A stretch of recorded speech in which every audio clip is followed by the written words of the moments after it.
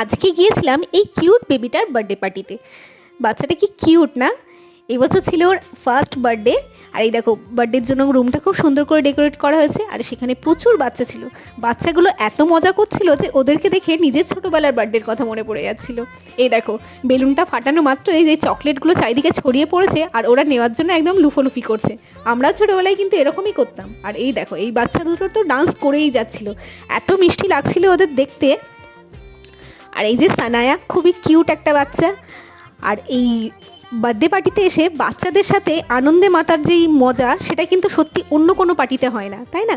মানে আমরা বড় হয়ে গেলে এখন বিভিন্ন রকম করে আমরা বার্থডে সেলিব্রেট করি, বন্ধুদের সাথে বাইরে যাই, বা বাড়িতেও হয়তো কখনো কখনো করি, কিন্তু এই যে ছোটোবেলায় যে আমরা সব বাচ্চারা মিলে যেই আনন্দটা করতাম, সেই আনন্দটা কিন্তু আলাদাই লেভেলের হয়। এই দেখো, বাচ্চাদের মানে ওদের নাচ গান দেখতে দেখতে এত মজা লাগছিল যে কী করে সময়টা কেটে গেল আর বুঝতে